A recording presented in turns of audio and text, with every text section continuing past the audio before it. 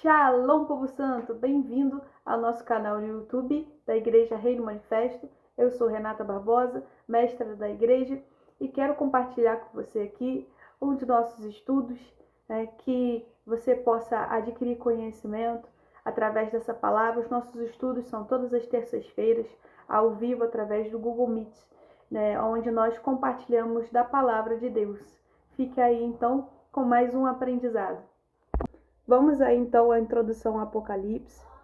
Vamos agora estar em oração, amém? Para que a gente tenha entendimento.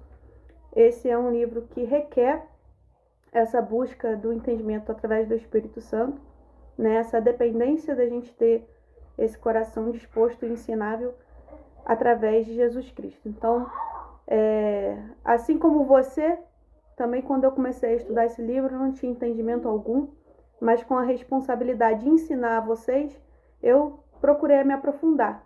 Então, que você possa também nesse momento, colocar o teu coração disponível para ser ensinável, nessa posição de ouvir, entender, prestar atenção, focar essa hora que a gente tem aqui de aula para ter um bom entendimento da palavra de Deus. Amém? Feche teus olhos, vamos orar.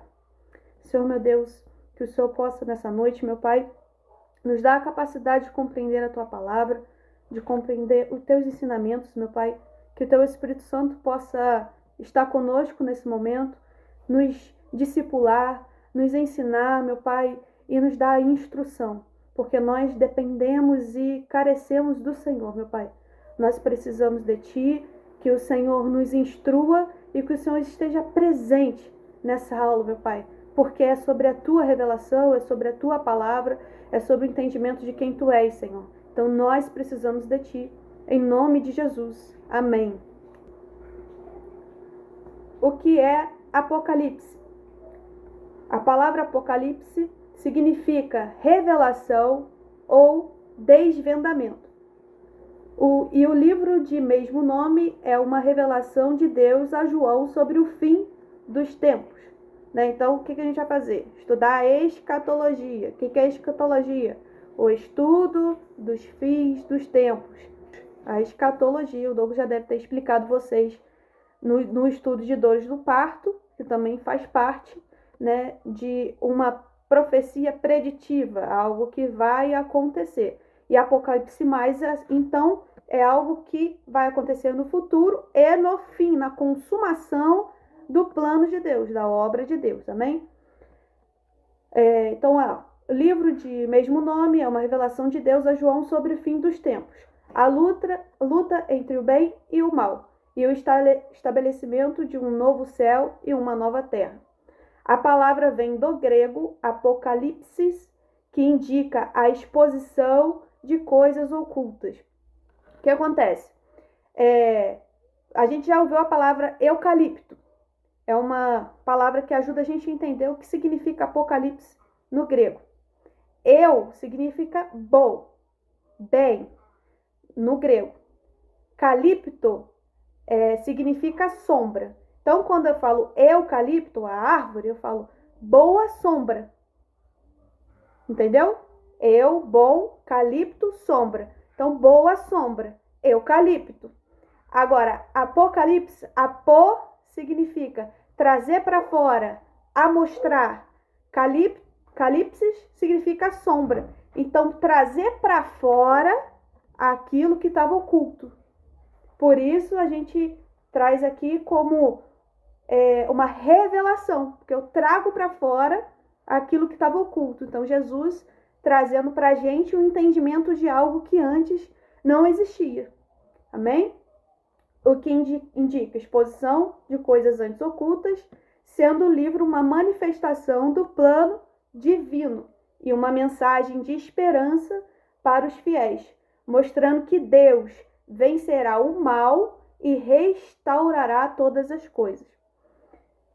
O livro tem 22 capítulos e a gente vai trabalhar de forma bem minuciosa para que não haja dúvida cada versículo, porque o que acontece, como é um livro, tem muitos símbolos e muitas figuras, às vezes uma palavra já está trazendo referência de diversas coisas dentro da Bíblia.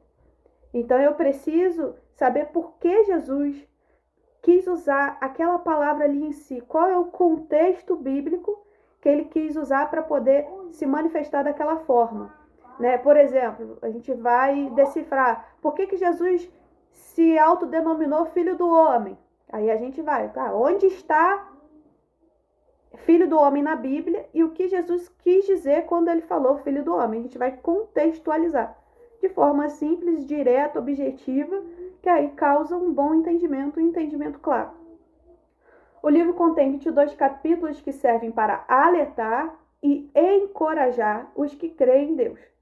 O Apocalipse é, sobretudo, um livro que traz esperança em meio às dificuldades e sua leitura deve ser feita para entender e não apenas para se informar. Então, eu preciso procurar ter o entendimento, me aprofundar naquilo que está sendo dito. Não apenas, vai acontecer aí uma coisa aí só. Não, eu preciso entender, ter esse entendimento, ter guardado no meu coração. Que essa palavra seja viva e eficaz. Amém? É um gênero único. Ele nos desafia à interpretação. Afinal, estamos falando de um livro escrito em formato especial. Um gênero literário específico e desconhecido em nossos dias, cheio de símbolos e figuras. O que acontece? Já viu aquela historinha na escola, né? Quando, vamos lá, aí lê, vamos supor, os 3 porquinhos. Aí no final a história não tem uma moral. Então, basicamente, João usou esse tipo de linguagem. Ele conta uma história com diversos símbolos, só que esses símbolos têm uma verdade clara e oculta, e um significado oculto que está escondido na própria Bíblia, nos próprios outros livros da Bíblia, para transcrever uma moral daquilo ali, daquela história. Então, ele contextualiza, com símbolos, com figuras, para trazer esse deslumbramento. Peraí, isso aqui é diferente, eu nunca vi isso aqui, essa forma de falar, essa forma de lidar, mas ao mesmo tempo existe uma moral por trás daquela figura, daquele símbolo, existe uma construção, e a gente vai ver isso ao decorrer do livro. Vamos lá. Por que devemos estudar? A primeira bem-aventurança. Esta é a primeira das 7 bem-aventuranças do Apocalipse. A bênção tripla. Aquele que lê, aqueles que ouvem e os que guardam. O livro foi destinado à leitura congregacional e exige não apenas compreensão, mas obediência. Por quê? Eu leio, eu ouço, ler é diferente de ouvir. Porque quando eu ouço, eu tenho que me colocar no lugar de compreensão. Então, eu leio, eu ouço, então logo eu guardo. Eu vou guardar alguma coisa que não é útil? Não existe. Eu transporto algo que é útil. Então, o livro já faz esse desafio pra gente. Eu preciso guardar, porque isso vai me ser útil. Isso vai me ser útil agora, no meu presente, na minha vida. Além disso, estudar Apocalipse reacende a nossa esperança e fortalece a fé nas promessas futuras de Cristo. Porque antes nós vimos um Cristo remidor nos evangelhos, no restante da Bíblia. Cristo veio para nos salvar. Só que aqui afirma que Jesus vai vir e vai vir a justiça. Que nós vamos receber o nosso galardão. Aqui que está escrito isso. Aqui se confirma. Então, o Apocalipse é um livro que fecha com chave de ouro. Porque ele traz essa essência, essa confirmação da parte de Deus. Vai acontecer. Pode ter esperança, porque você vai ser vencedor junto comigo. Então, nós criamos esse coração, essa esperança. Vem, Jesus, porque tudo vai melhorar. Olha como o céu é maravilhoso. Olha como o céu é deslumbrante. Entende? Então, o livro, ele traz essa esperança pra gente. Poxa, toda a obra de Deus se torna completa a partir do momento que nós temos o entendimento de Apocalipse. E por isso nós precisamos compreender, porque senão nós temos um sentimento tipo, poxa, Deus prometeu tantas coisas, Deus foi tão bom, tão amoroso, mas espera aí, não vai ter algo completo, sabe? Essa sensação de completude, é isso que Apocalipse traz. O entendimento dele é um entendimento de que Deus ele é completo em si e de que as suas características são maravilhosas, né? Não há algo inexplicável assim, você fica, cara, como Deus é bom, como Deus é grandioso, porque eu nunca tinha visto ele dessa forma. Porque Apocalipse apresenta ele de uma forma completamente diferente do restante da Bíblia. E por isso nós precisamos meditar. Por isso estou te encorajando mesmo a ter essa força de vontade de querer, sabe? Aqui há um mistério que depois que você descobrir vai transformar a sua vida. Por isso que é importante guardar essas palavras. Amém? E Apocalipse 1:3 diz assim: feliz é aquele que lê as palavras dessa profecia. E felizes são aqueles que ouvem sua mensagem e obedecem ao que ela diz, pois o tempo está próximo. Tá vendo? Feliz. Eu não fico triste. Isso não me causa mal. Porque isso me demonstra, cara, que toda luta, toda aprovação, no final vai ter a sua recompensa. É isso que o livro vem trazer para nós. Toda luta, toda aprovação, no final, Deus nos recompensará. Nós veremos isso. Amém? É interessante notar que se olharmos em outras traduções bíblicas, uma palavra usada para felizes, isso é muito interessante, é bem-aventurados, que transmite a ideia de uma felicidade futura pelo bem adquirido. A palavra se origina do latim bene, que significa bem, de modo adequado ou de modo feliz. Daí se destina porque que essa tradução colocou feliz é aquele que lê essa profecia. Mas tem outra tradução que bota bem-aventurado. Então, estou bem, estou no adequado e estou feliz. E aventurado deriva de aventura, que vem de aventuros, do latim, que se refere às coisas que hão de vir. Então, eu fico feliz com o que há de vir. Isso é muito interessante. Eu fico na posição adequada com o que há de vir. Por isso, é usada essa palavra. Bem-aventurado aquele que conhece o livro de Apocalipse, porque isso vai me trazer um contentamento com o que há de vir. E não só aquele que lê, mas aquele que ouve e aquele que obedece. Porque, como a gente leu antes, o livro é para ser decifrado, ser lido, ser estudado na congregação. Por quê? Cada um vai acrescentar ao outro. Para haver esse interesse. Já viu quando a gente estuda, né, sozinho? Tem que ter uma disciplina, tem que ter um esforço, sabe? Aquela força de vontade. Mas quando eu crio um compromisso de estar aqui na Escola do Rei, em grupo com todos, já viu como é mais fácil? Como eu me empenho mais? Como eu me dedico mais? É isso que Jesus pediu desse livro, sabe? Estejam juntos, decifrem esse livro juntos, sabe? Compartilhem dele, para que haja esse interesse, haja esse encaixe, sabe? Essa força de vontade em querer estudar. Porque, óbvio, ele tem vários símbolos, né? Várias lições. Então, vai depender do nosso esforço de querer prestar atenção. Amém? Por muitos anos, tivemos medo de nos aprofundar no livro de Apocalipse, com a ideia de que ele revelaria a nossa ruína ou destruição. Mas, pelo contrário, o próprio livro nos diz que feliz é aquele que se aprofunda nele e busca seus significados, pois não encontramos apenas os juízos e a ira de Deus, mas também a igreja que antes perseguida vem sendo Jesus, que é escarnecido por muitos, triunfando em glória e na força do seu poder. Encontramos a consumação das obras de Deus e de seus propósitos terrenos e, acima de tudo, adquirimos esperança. Por quê? Se estamos em Cristo, por que ter medo dos fins dos tempos? Se estamos salvos, se estamos fazendo certo, se estamos mediante a obediência, por que temer? Deveríamos estar, Maranata, ora vem, Jesus. Maranata, eu quero viver, eu quero estar perto de você.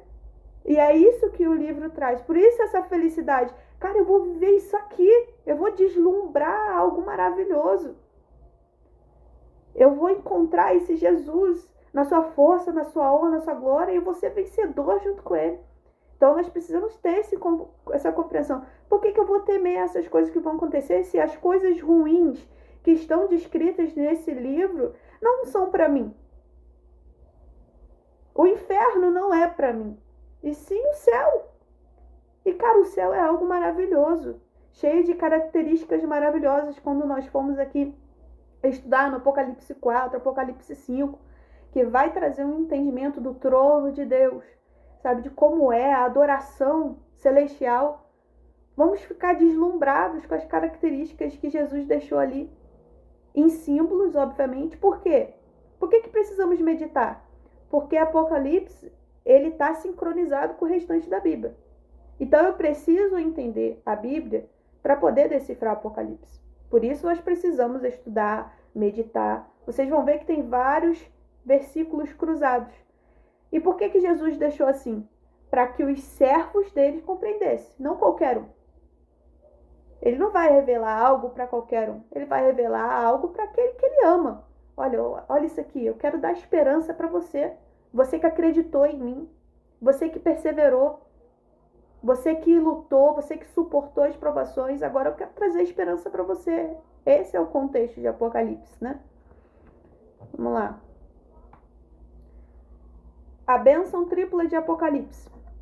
Bem-aventurado aquele que lê as palavras dessa profecia, e felizes aqueles que ouvem e guardam o que nela está escrito, porque o tempo está próximo. A bênção é tripla e não exige um entendimento completo de todos os símbolos. O uso do singular, aquele que lê, e do plural, aqueles que ouvem, confirma que a obra foi destinada à leitura pública congregacional. Então, a leitura para a igreja. Uma prática comum na igreja primitiva. Na época da igreja primitiva, eles abriam o rolo da palavra e liam. Nem todos tinham o conhecimento e o acesso à palavra de Deus. Por isso, era lido ali sobre a sinagoga, para que todos tivessem compreensão. Então, isso traz a essa alusão. O mandamento de guardar o que nela está escrito indica que o Apocalipse é um livro que exige obediência prática e transformação na conduta do crente, especialmente em face das provações. Às vezes a gente tem o entendimento, Apocalipse está falando de algo que vai vir, mas a gente vai ver que várias passagens vão falar sobre a nossa vida atual, de como a gente tem que se portar. Então, conforme o entendimento, ele vai mudando a nossa ação. Te digo uma coisa, você se dedicar a estar em todas as aulas aqui, você vai sair diferente. Porque enquanto eu estou estudando Apocalipse, ele está me transformando de uma maneira inigualável. Porque ele tem verdades práticas e absolutas para a nossa vida. A gente acha, é um símbolo qualquer que Jesus quis botar ali só para dizer o que vai acontecer. Não, é uma verdade prática também. Assim como está nos evangelhos. É uma profecia preditiva? Sim, vai dizer o que vai acontecer no futuro, mas também vai dizer como que a gente deve se portar em relação a essas coisas. Como foi dito pelo Douglas, no Dores do Partos, muitas coisas já estão se acontecendo, que Jesus disse. Então, como eu devo me portar? Como eu devo conduzir a minha forma de pensar, a minha forma de agir? E o livro de Apocalipse traz isso. Então, nós precisamos compreender que não é só uma profecia que eu vou me informar e tal. Não, isso vai se transformar em prática nas nossas vidas e isso vai transformar a nossa maturidade em Deus. Amém? 1 Coríntios diz assim, 1 Coríntios 15, 19. Se apenas nessa vida temos esperança em Cristo, somos mais miseráveis de todos os homens. Por que eu trouxe esse texto? Porque às vezes, né, a gente está tão concentrado na vida aqui da terra, está buscando as coisas dessa terra, que a gente para de pensar que isso aqui é passageiro. Que isso aqui é por um tempo. Que a nossa vida é limitada. A única certeza que nós temos é a morte. Então, eu sou muito miserável se eu der tudo de mim só para esse lugar, só para esse plano. E não buscando algo eterno. E Apocalipse traz esse desmembramento. Para de focar só aqui. Você tem que buscar também tesouros nos céus. Porque há algo maravilhoso te esperando depois daqui. E Apocalipse traz a revelação disso.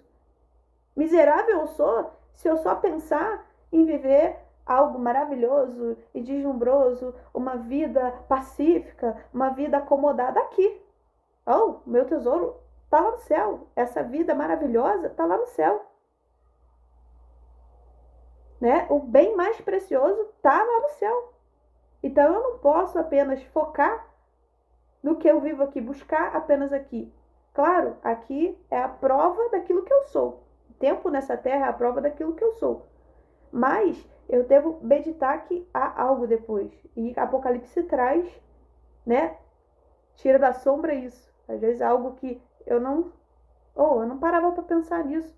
Não, peraí, não, tem algo eterno me esperando. Eu preciso me preparar. Eu preciso me portar para que eu entre nesse lugar. Então traz essa consciência.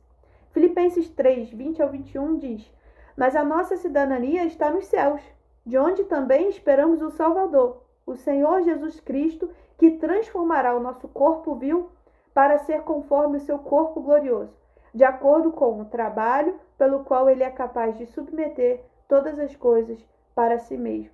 Então eu devo focar, cara, eu sou um cidadão dos céus.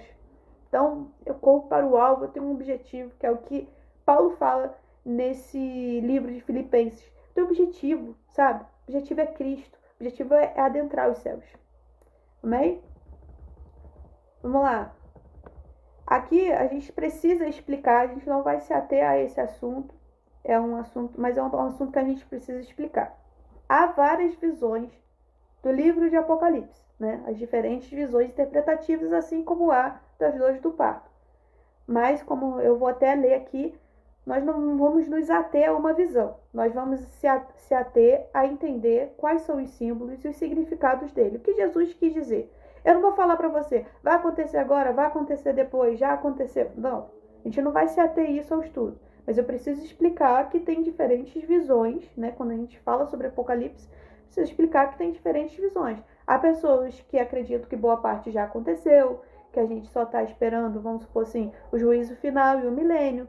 Há pessoas que acreditam que isso ainda não aconteceu, ou que tudo isso já aconteceu até que Jesus veio pela segunda vez. Há esse tipo de interpretação.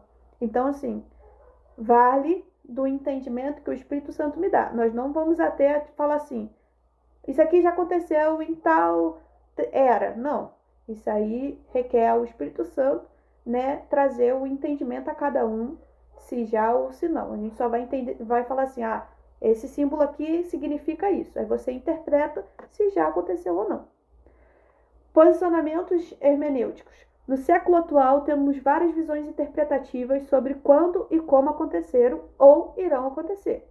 As mensagens escritas no livro de Apocalipse. Explicaremos a seguir como funciona cada posicionamento hermenêutico, mas não nos ateremos a uma única visão. Tentaremos desenvolver o texto de forma explicativa sobre o significado de cada símbolo e profecia. Acreditamos que contextualizar a realização das profecias ao longo dos séculos exigiria um profundo estudo textual e histórico. A gente ia ter que pegar livro histórico e falar, isso aqui bate com o que Jesus disse? Então, assim, ia ser algo até difícil de compreender e não estaria acessível a todos. Então, não requer esse estudo textual histórico. Para o entendimento de toda a igreja, simplificaremos a mensagem. O foco da diferença entre escolas reside primariamente no aspecto temporal do cumprimento da profecia. Então é o que eu falei. Uns acreditam que aconteceu no passado, outros acreditam que aconteceu no futuro, um acredita que está acontecendo agora. A gente vai explicar um pouquinho sobre isso. As 4 escolas interpretativas. A escola preterista. Essa visão sustenta que os eventos descritos no Apocalipse são primariamente passados, cumpridos por volta do momento da escrita, no século I depois de Cristo. O foco recai da perseguição romana e frequentemente na queda de Jerusalém em 70 depois de Cristo, ou na crise sob Domiciano. A carta é vista como dirigida principalmente aos cristãos do primeiro século. É um pouco complicado refletir sobre isso, né? A gente vê que algumas coisas, sim, descritas em Mateus 24 aconteceram em 70 depois de Cristo, né? A história confirma isso. Mas a gente não pode dizer que tudo que está escrito em Apocalipse já aconteceu. Não há como dizer isso. Não há como, de fato, falar assim, é isso e ponto. Não tem como afirmar com toda certeza. A escola historicista. Para essa escola, o Apocalipse serve como um cronograma profético, que abrange os principais acontecimentos da história da igreja, desde a ascensão de Jesus até o seu retorno. Os seguidores dessa visão frequentemente interpretam eventos mundiais atuais, os sinais do tempo, como cumprimentos dessas profecias. Então, o historicista ele acredita que desde Jesus até o momento atual, Apocalipse vai devagarzinho se concretizando pela história da humanidade. É isso que o historicista acredita.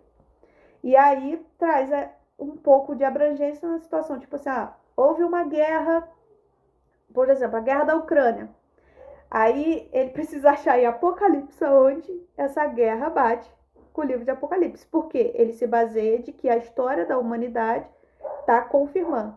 Há sincronia em algumas coisas? Há sincronia, mas não em todas. Por isso que a gente também não pode bater o martelo para dizer esse é o ponto de vista correto. A escola idealista. Essa interpretação sustenta que o Apocalipse não se refere a um tempo específico, mas a princípios atemporais. O livro é visto como uma alegoria da batalha espiritual contínua entre o bem e o mal, descrevendo padrões de eventos que se repetem ao longo da história e servindo como encorajamento universal à perseverança. Por exemplo, a gente já teve um estudo, das igrejas. A gente sabe que aquelas cartas foram descritas para aquelas igrejas daquele século, que elas estavam passando. Mas a gente também usa essas cartas para trazer como exemplo da nossa vida atual. Até grandes mestres em escatologias que acreditam que ela monta uma linha do tempo até o nosso dia atual.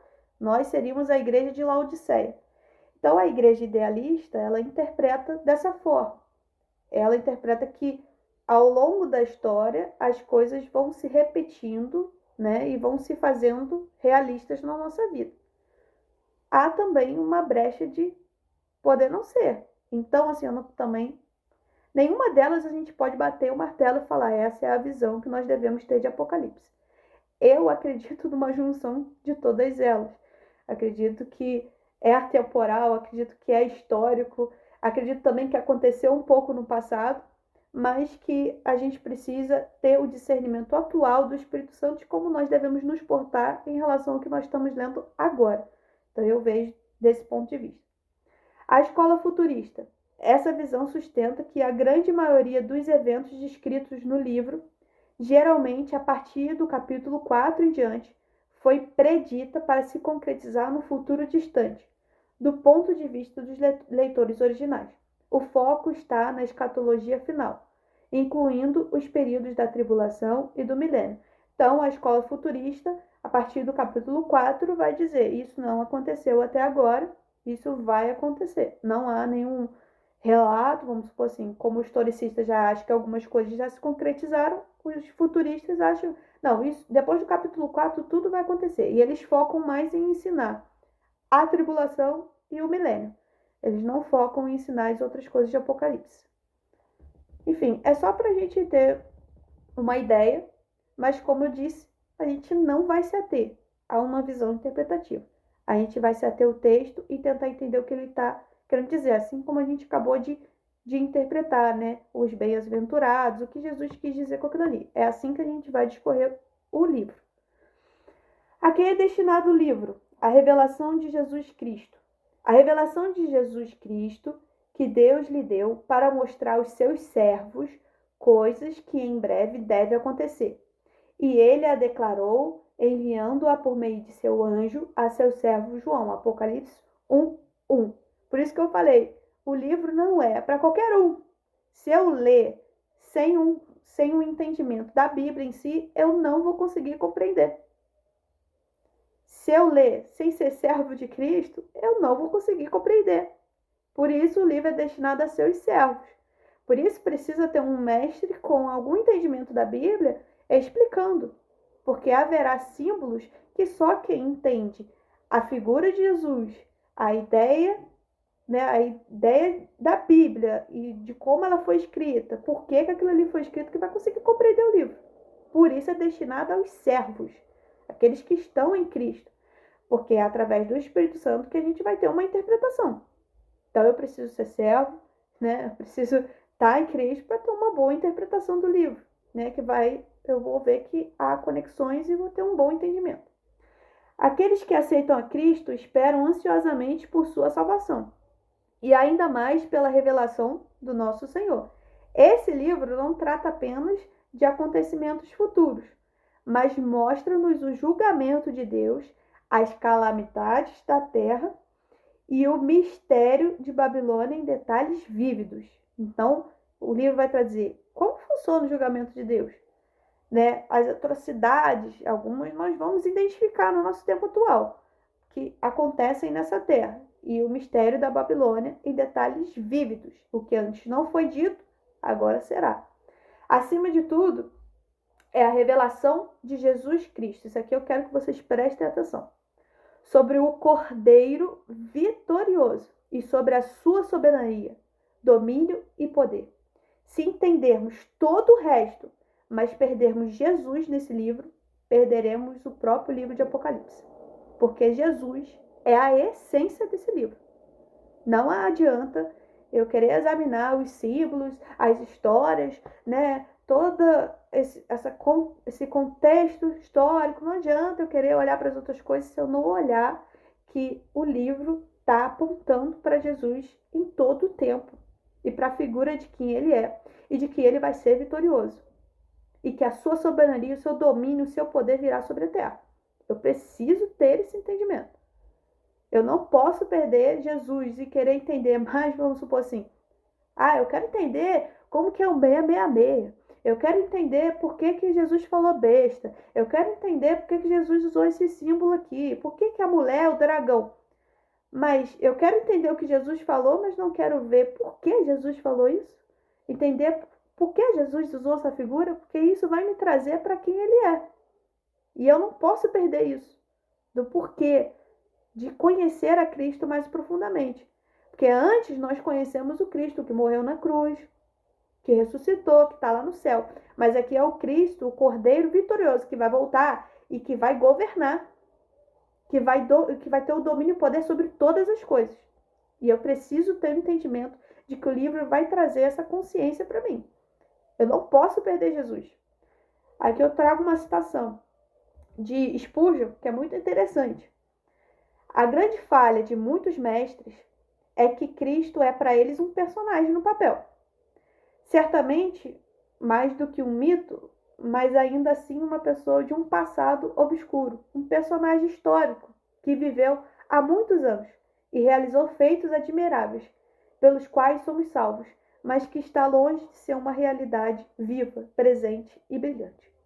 Então, é muito difícil nós enxergarmos Jesus como alguém que realizou maravilhas no passado, mas que agora nada faz.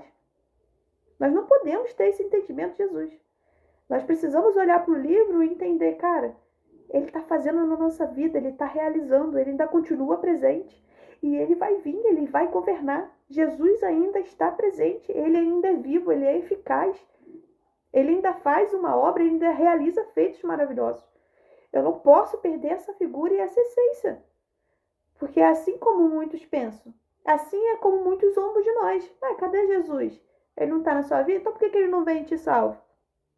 Não é? Assim como muitos ridicularizam o evangelho, então eu preciso ter a consciência disso. Ele ainda está vivo, ele está eficaz, ele está fazendo. Só que ele é longânimo em misericórdia. Né? Nós precisamos compreender isso. E que a sua obra está sendo feita no nosso tempo, no século passado, durante a história e no futuro, e continuará sendo feita. E ele disse, e tudo se afirma conforme ele falou. Nós precisamos ter essa consciência. Quando acontecerão essas coisas? Aqui eu trouxe 3 versões bíblicas para que nós não percamos o entendimento. Aqui na King James, no Apocalipse 1, diz: revelação de Jesus Cristo que Deus lhe concedeu para mostrar a seus servos os acontecimentos que em breve devem se realizar. Na NVT, Nova Versão Transformadora, os acontecimentos que ocorrerão em breve. Almeida Corrigida, as coisas que brevemente devem acontecer. O que se repete aqui? O breve. Então nós precisamos nos ater a essa palavra para conseguir compreendê-la. O que em breve há de acontecer descreve quando os eventos desse livro hão de ocorrer. Eles acontecerão em breve e acontecerão rapidamente. Isso significa que o livro do Apocalipse é um livro de profecia preditiva. Aqui afirma, isso vai acontecer, isso é... Depois que foi falado, daqui para frente, essas coisas vão acontecer. Então, é uma profecia preditiva. Há uma profecia, por exemplo, hoje ou agora você está assim, está assado, né? A gente vê isso na Bíblia, né? Você tá dessa forma, tá? Então, é sobre o presente. Então, isso não revela o futuro. Profecia preditiva revela o futuro, revela algo que ainda está por vir. E esse breve nos aponta para isso. Ele fala de coisas que acontecerão no futuro, pelo menos no futuro, a partir do momento em que foi escrito. Nem toda profecia é preditiva, mas este livro profético é claramente preditivo, pois descreve coisas que em breve hão de acontecer. O tempo está próximo, Apocalipse 1:3. Indica o cumprimento dessas coisas, mas o tempo não era no presente no momento da escrita. Alguns diriam que não deveríamos nos preocupar com a profecia, que isso é um exercício frívolo. Mas se Deus se preocupou o suficiente para falar sobre ela, deveríamos estar preocupados o suficiente para ouvir. Porque Deus deve muita exatidão a falar. Então nós devemos ter essa atenção a ouvir o que ele estava querendo dizer aos nossos corações. Joseph Augusto Sis diz assim: alguns nos dizem que o que ainda é futuro não deve ser examinado antes de acontecer. Mal consigo perceber que isso é sério. Não dá para levar a sério aqueles que dizem que o futuro deixa no futuro, vou viver o agora, sendo que nós sabemos que a nossa vida tem uma extensão à eternidade. Então eu preciso examinar o futuro, sim. Eu preciso ter um entendimento para passar essa mensagem para os outros. Eu posso deixar isso aqui passar desapercebido. Então eu vou jogar o livro de Apocalipse fora porque ele está dizendo sobre o futuro. Não, preciso ter entendimento. Preciso ter a compreensão. Isso é uma verdade prática para a nossa vida. Então a gente precisa entender essa importância. Não levar a considerar isso como, não preciso entender isso aí não, preciso ter a compreensão não. Não, tem que examinar o que vai acontecer. Até porque nós somos profetas para essa nação. Se nós não tivermos entendimento, né, do que acontecerá amanhã, como declararemos Cristo? Como apontaremos se aqui é a completude de quem ele é, a completude de tudo que ele falou? Breve há de acontecer. Breve e próximo são termos relativos, né? Não dá assim, daqui a 1000 anos vai acontecer. Não, breve. Então, são termos relativos. Não dá uma compreensão de quando. E este é o cronograma de Deus, não do homem. Breve há de acontecer. Então, breve é um termo relativo. Às vezes eu falo, alguém pergunta, quando vai ser o aniversário? Em breve. Para mim, na minha concepção humana, então é daqui uma semana. Mas essa não é a concepção de Deus às vezes. O breve de Deus às vezes é mais longo do que nós podemos imaginar, como nós estamos vendo ao longo da história. Então nós precisamos compreender que ele é eterno, né? E não podemos encaixar a realidade de Deus, né? Tentar encaixar a realidade de Deus dentro da consciência nossa limitada. Então o breve de Deus não vai se limitar à minha consciência, mas sim à consciência de quem ele é e do que ele acha, né, que é o certo para se realizar essa profecia. No entanto, durante 2000 anos a história tem estado à beira da consumação de todas as coisas, correndo paralelamente ao limite e não em direção a um limite distante. Por exemplo, guerras e rumores de guerra, cada dia mais, né? A cada dia mais nós vemos acontecer, né? O estudo de dores de parto trouxe essa evidência. Terremotos, a cada dia mais acontece. Então isso já é um sinal de que está próximo o acontecimento do que está descrito em Apocalipse. Porque isso causa destruição. Se Apocalipse vai trazer essa concepção de destruição dessa terra, por isso nós seremos elevados aos céus, então, se nós estamos vendo que a destruição da terra está cada vez mais presente, que pode acontecer, então quer dizer que o livro de Apocalipse está próximo a se realizar. Então a gente está cada vez mais no limite, e não distante disso. Cada vez mais acirrado. Então isso traz a consciência de que Opa, vai acontecer o que Jesus falou, porque está cada vez mais claro, está cada vez mais evidente. Cada dia mais a gente vê que o amor se esfriou. Cada dia mais a gente vê que o tempo da humanidade nessa terra está limitado.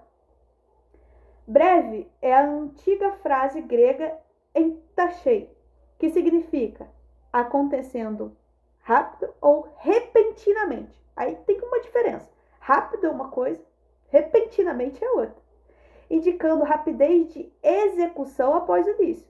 A ideia não é que o evento possa ocorrer em breve, mas que quando acontecer será repentino. John Walvoord, ele foi muito sábio em falar isso. Porque a gente acha assim, Jesus falou breve, aí a nossa concepção humana. Então vai ser rápido. É amanhã, é daqui a uma semana, né? Concepção humana, consciência humana. Mas esse breve, no grego, que foi a escrita desse livro, pode também ser repentinamente. E aí, o que nós vemos na dor de parto? No piscar de olhos, como um relâmpago. Por isso, nós precisamos estar preparados e ter entendimento, porque vai ser repentino. Então, não é breve de, é daqui a pouquinho. Vai ser rápido em relação ao que João falou. Não, vai ser repentino.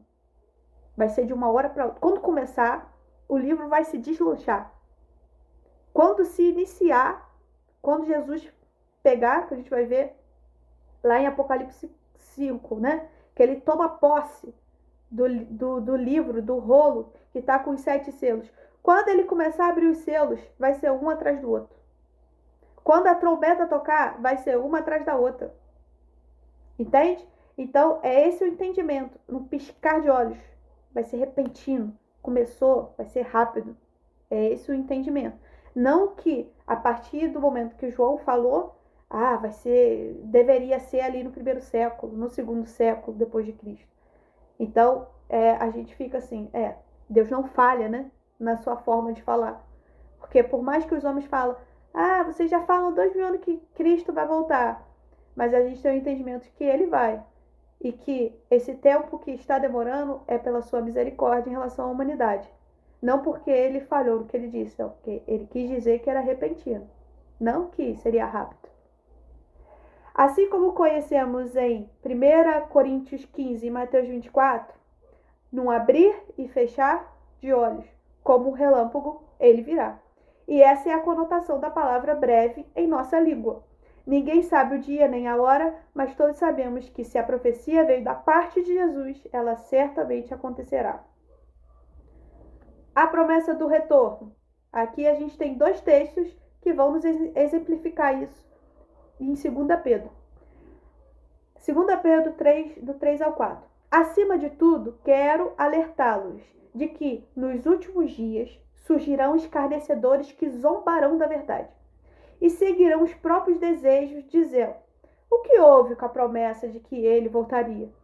Desde antes do tempo de nossos antepassados, tudo permanece igual, como desde a criação do mundo. Tá vendo como se assemelha à nossa realidade?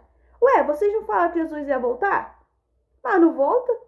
Por que vocês não seguem a vida de vocês então? Faz o desejo de vocês, o que vocês querem e larga com essa palhaçada de obedecer.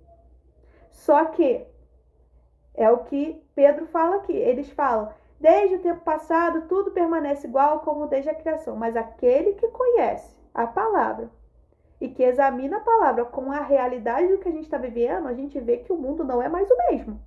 Assim como Jesus disse, o amor tem se esfriado. As coisas têm se intensificado. Ao longo da história, guerras têm se aumentado. Terremotos, há registros de que no século passado, no início, havia poucos terremotos, cerca de 10, e se multiplicou 100 vezes mais, há muitos terremotos. Então isso é uma evidência de que as coisas não são as mesmas desde a criação do mundo. A Terra está se deteriorando. Então quem zomba fala assim, tá tudo a mesma coisa, é sempre igual, vocês sempre falam o mesmo, mas quem tem entendimento, quem tem o Espírito Santo, vê que não tá. Que cada dia mais aquilo que Jesus falou está acontecendo. Mas haverão muitos que vão escarnecer. E quando eles escarnecem, o que Pedro está falando? Nos últimos dias. nós vemos na nossa realidade hoje? Muita gente escarnecendo da palavra de Deus, dizendo: já fazem 2000 anos, ele não voltou, sempre a mesma coisa. A gente vê isso. E isso também é um sinal dos últimos tempos, né? Os conservadores, né? Igual agora no carnaval. Mas isso é um sinal dos últimos tempos. Eles vão zombar daqueles que acreditam na verdade de Cristo. Em 2 Pedro 3, do 8 ao 10, diz assim: logo, amados, é o mesmo texto, tá? É 2 Pedro 3. Olha o que Pedro fala aqui, muito sabiamente. Logo, amados, não se esqueçam disto. Para o Senhor, um dia é como 1000 anos, e 1000 anos como um dia. O Senhor não retarda a sua promessa, ainda que alguns a tenham por tardia, mas é longânimo para conosco, não querendo que alguns se percam, senão todos venham a arrepender-se. Mas o dia do Senhor virá como ladrão de noite, no qual os céus passarão com grande estrondo, e os elementos ardendo se desfarão, e a terra e as obras que nela há se queimarão. Tá vendo como é que Pedro fala de uma forma muito sábia? Porque ele fala, cara, pode parecer para você, no teu entendimento, que está demorando, mais para Deus, cara, ele é eterno. Então, 1000 anos é como um dia é como 1000 anos, né? Como a gente sempre usa como exemplo. E ele não retarda a promessa, vai cumprir de acordo com a sua vontade e não com a nossa, não com o nosso entendimento. Por quê? Porque ele é longânimo, ele é misericordioso. Então, ele vai permanecer, continuar tentando salvar-nos. E quando ele vê que a situação está crítica, aí ele virá. Ele virá para nos salvar, ele virá, né, para nos, como dizem por aí, nos conservar, continuar a gente conservando, né, tudo aquilo que ele colocou sobre as nossas vidas. E aqui, cara, passará, mas a palavra dele não passará. A terra chegará a um tempo limite. E ele permanecerá com a sua promessa, com a sua palavra, porque ele cumpre a sua palavra. Nós temos que ter esse entendimento. É isso que Pedro está querendo dizer aqui na sua carta, né? 2 Pedro 3. Tá vendo? Muitos zombarão. Aí o que ele fala depois? Ele dá uma resposta a isso. Para Deus, um dia é como 1000 anos, querido. Então, ele vai cumprir. Talvez você está querendo colocar o seu tempo, mas não é no seu tempo, é na vontade de Deus. E ele vai cumprir, porque até hoje o que ele disse foi feito. E se prepara, porque vai ser de repente. Se tu não estiver preparado, querido, tu vai ficar. É isso que Pedro está querendo dizer. Entende? Então ele dá logo uma resposta para aqueles que zombam de Deus, que zombam da volta de Cristo. Então, agora a gente vai chegar à conclusão de tudo isso que a gente falou, né? Que é o Cordeiro entronizado, né? Como comecei dizendo aqui. Apocalipse é, antes de tudo, uma revelação de Jesus Cristo. Como a gente disse na aula. A gente não pode perder Jesus na interpretação desse livro. Porque aqui está revelando Jesus na sua divindade. Antes a gente viu, né, Jesus na sua humanidade, nos evangelhos, mas aqui a gente vai ver Jesus na sua divindade, na sua soberania, ele vitorioso, ele glorioso, ele majestoso. Então conheceremos Jesus de uma maneira diferenciada. E nós precisamos ter esse entendimento de Jesus assim. Nós não podemos ver só, né, Jesus como aquele que morreu. Isso tem, claro, o principal objetivo de nossa salvação. Mas também precisamos ver Jesus como rei, Jesus entronizado. E é Apocalipse que traz essa revelação, essa completude da obra dele. Que antes ele morreu, ressuscitou, para quê? Para reinar sobre todos os povos, sobre todas as nações. E é isso que Apocalipse traz. Então nós precisamos compreender.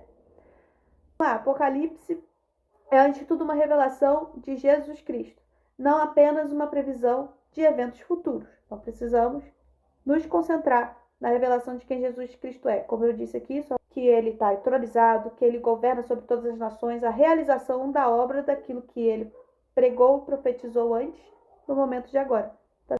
Ele foi escrito para fortalecer a esperança e o compromisso dos servos de Deus diante da oposição do mundo. É o que a gente começou a dizer. Não posso ter medo, porque tão logo esse livro é para me causar esperança. Gente, aqui nós passamos por tantas provações, tantas limitações, tantas lutas, né? E esse livro simplesmente traz a esperança de que isso vai passar, de que há algo melhor no futuro para nós. Quer livro mais motivacional do que esse? Né? De que há algo maravilhoso nos esperando, há um céu tremendo, glorioso, cheio de características maravilhosas. Seu estudo nos chama a perseverança, a obediência e a contemplação do Cristo glorificado. Porque tão logo, quando eu tenho entendimento, né, de que há algo maravilhoso me esperando no futuro, eu persevero com mais firmeza, né? Eu permaneço com mais força de vontade. Eu fico mais disposto a obedecer, sabendo que há algo maravilhoso me esperando, né? E eu contemplo mais aquele que é maravilhoso, que é aquele que nós vamos adorar lá nos céus, né? Então, há essa contemplação desse Cristo majestoso, maravilhoso, que nos concedeu, né, essa bênção, né, de estar na eternidade. Então, esse livro traz esse entendimento. Mais que decifrar símbolos, o chamado é reencontrar o Cordeiro entronizado, assim como Paulo descreveu em Efésios, aqueles que está sentado lá no trono. Então, dentro desse livro, eu encontro esse, né, o majestoso, que já ressuscitou e que está governando sobre todas as coisas, né? É esse que tem um nome todo-poderoso. Então, quando eu leio esse texto, eu me reencontro dentro dessa ideia, dentro desse conceito, de que ele está entronizado e ele está sobre todas as coisas, que conduz à consumação dos séculos e garante a vitória final do reino. Por isso, temos que ter em mente que nos debruçaremos sobre o livro de Apocalipse com reverência e com olhos fixos naquele que é, que era e que há de vir.